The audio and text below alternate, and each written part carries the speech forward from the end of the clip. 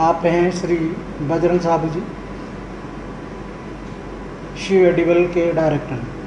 तो बजरंग जी, आप बताइए कि जीएसटी लागू होने वाला है, ऐसे में आप क्या फील करते हैं, क्या आपकी तैयारी है और क्या आपको इस बिज़नेस में दिक्कत आने वाली है? जीएसटी नो डाउट कंसेप्ट बहुत ठीक है। बाकी जीएसटी एक बहुत जल्दीबाजी में उठाया गया कदम है।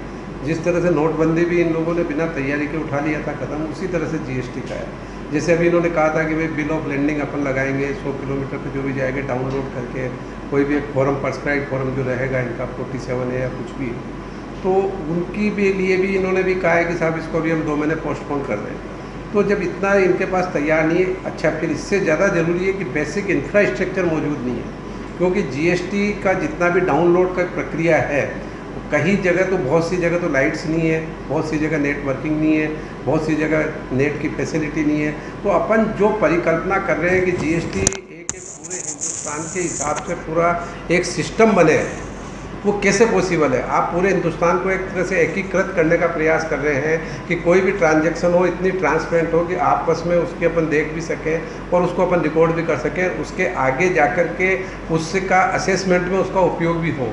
तो इस तरह की तैयारी मेरे को तो लगी नहीं अभी तक की गवर्नमेंट की। तो बेसिक इंफ्रास्ट्रक्चर को पहले मजबूत करना चाहिए, उसके बाद फिर अगर ये कदम उठाते हैं तो नो डाउट कदम बहुत अच्छा है सिंगल टैक्स का। अब इसके अलावा भी इन लोगों ने कई जो छोड़ा है, अभी जैसे स्टेट, और इसके लिए मैं एक बात के लिए ज़रूर कहूँगा, SGST और CGST इन लोगों ने विशेष करके की है। जबकि SGST और CGST का मतलब और कुछ भी नहीं है कि जो स्टेट का हिस्सा है वो स्टेट के अकाउंट में जाना है, CGST का मतलब जो सेंटर का हिस्सा है सेंटर के उसमें जाना है। तो इन लोगों को CGST SGST बिल में करवाने की बजाय सीधा एक GST रखते हैं और उसके बाद जो डिवीज़न करना था वो आप अपने हिसाब से कर लेते कि भाई ये स्टेट के अकाउंट में जाएगा, ये आपके सेंटर के अकाउंट में जाएगा। अब उसके लिए एक नया कंसेप्ट इन्होंने दे दिया कि हर बिल में SGST और CGST रहेगा, एक दूसरे से आपके वो कंपनसेट नहीं हो पाएंगे। IGST जो बाहर का लगेगा वो दोनों में कंपनसेट होगा।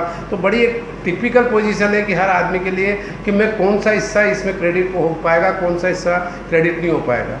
दूसरा जो रिवर्स मैकेनिज्म का जो सिस्टम इन लोगों ने रखा है कि भाई किसी चीज़ पे जैसे अनरजिस्टर्ड डीलर से आपने लिया, तो जैसे आज मान लीजिए मैंने किसी कंपोजिट स्कीम वाले से ले लिया या किसी छोटे व्यवसाय जो कि आपका GST से फ्री है, तो उसके लिए जो मेरे को इनपुट पे है, मेरे को टैक्स भरने की लायबिलिटीज मेरी आएगी।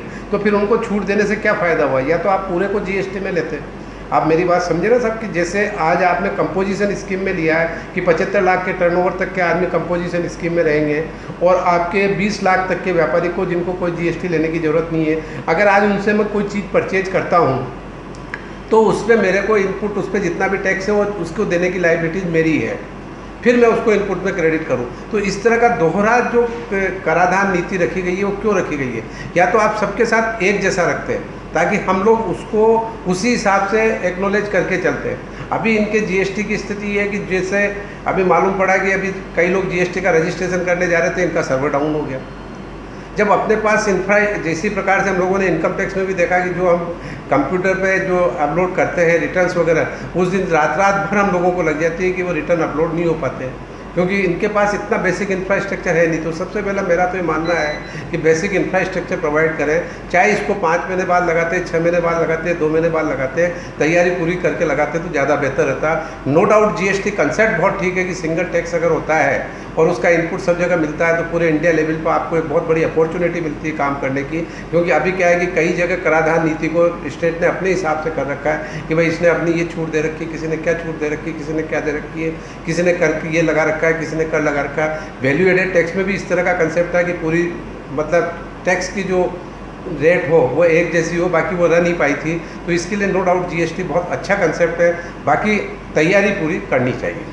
सोयाबीन प्लांटों पे GST का क्या असर पड़ेगा? सोयाबीन प्लांटों पे इन लोगों ने क्या है कि जो सोयाबीन पे टैक्स लगाया 5%, वो आपका गलत है।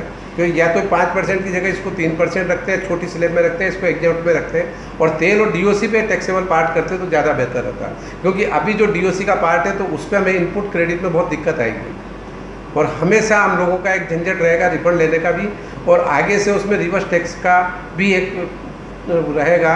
तो वो भी लाइबिलिटीज हम लोगों के पास इनडायरेक्ट लाइबिलिटीज के रूप में हमेशा क्रिएट रहेगी।